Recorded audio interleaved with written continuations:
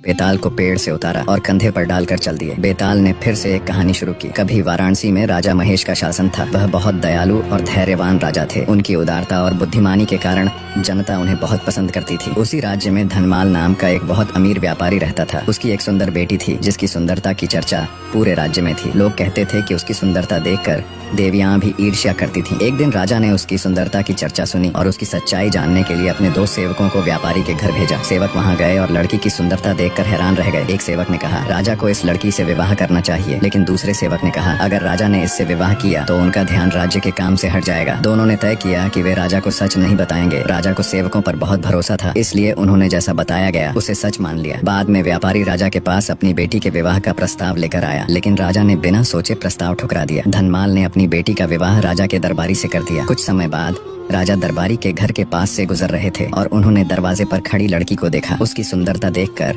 राजा बहुत प्रभावित हुए और अपने सारथी से उसके बारे में पूछा। सारथी ने बताया कि वह धनमाल की बेटी है जिससे राजा के दरबारी का विवाह हुआ है। राजा को समझ आया कि उनके सेवकों ने झूठ बोला था। गुस्से में उन्होंने दोनों सेवकों को बुलाया और उन्हें मृत्यु दंड देने का आदेश दिया। बेताल ने कहानी खत्म की और राजा विक्रमादित्य से पूछा, राजन, क्या सेवकों को मृत्यु दंड देना सही था? राजा विक्रमादित्य ने कहा, सेवकों का काम होता है अपने राजा को सच्ची बात बताना। उन्होंने गलत किया, लेकिन उनका इरादा बुरा नहीं था। वे राज्य की भलाई के लिए ही सोच रहे थे, इसलिए उन्हें मृत्यु दंड देना उचित नहीं था। बेताल ने कहा, आपने फिर से सही उत्तर दिया। और यह कहकर वह उड़कर फिर से पेड़ पर चला गया।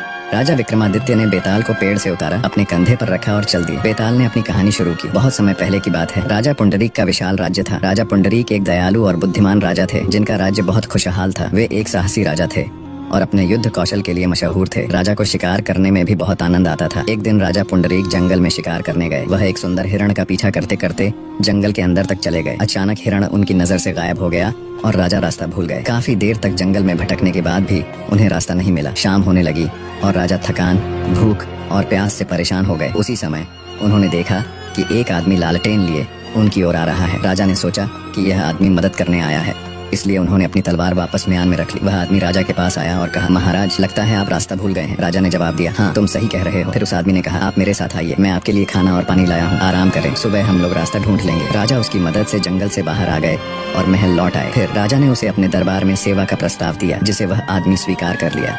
कहानी खत्म होने पर बेताल ने विक्रमादित्य से पूछा, राजा, बताओ, इस कहानी में कौन अधिक उदार था, राजा या उनका सेवक? राजा विक्रमादित्य ने जवाब दिया, राजा और सेवक दोनों ही उदार थे, लेकिन राजा की उदारता बड़ी थी क्योंकि वह नैतिकता का पालन कर रहे थे। इतना सुनकर बेताल फिर पेड़ पर जा लटका और राजा जब उसे पुनः लेकर चला तो उसने 8वीं कहानी सुनाई। अंग देश के एक गांव में एक धनी ब्राह्मण रहता था। उसके 3 पुत्र थे। एक बार ब्राह्मण ने एक यज्ञ करने का सोचा। इसके लिए उसे एक कछुए की जरूरत थी। उसने तीनों भाइयों को कछुआ लाने के लिए कहा। वे तीनों समुद्र पर पहुंचे। वहां उन्हें एक कछुआ मिल गया। बड़े भाई ने कहा, मैं भोजन चंश हूँ, इसलिए कछुए को नहीं छूऊंगा। मांझले भाई ने बोला, मैं नारी चंग हूँ, मैं नहीं ले जाऊंगा। सबसे छोटे ने कहा, मैं शैया चंग हूँ, इसलिए मैं नहीं ले जाऊंगा। वे तीनों इस बहस में पड़ गए कि उनमें कौन बढ़कर है। जब वे आपस में इसका फैसला न कर सके तो राजा के पास पहुंचे। राजा ने कहा, आप लोग रुकें, मैं तीनों की अलग अलग जांच करूंगा। इसके बाद राजा ने बढ़िया भोजन तैयार कराया और तीनों खाने बैठे। सबसे बड़े भाई ने कहा, मैं खाना नहीं खाऊंगा, इसमें मुर्दे की गंध आती है। वह उठकर चला गया। राजा ने पता लगाया तो मालूम हुआ कि वह भोजन श्मशान के पास के खेत का बना था। राजा ने कहा, तुम सचमुच भोजन चंश हो, तुम्हें भोजन की पहचान है। रात के समय राजा ने एक सुंदर वेश्या को मंझले भाई के पास भेजा।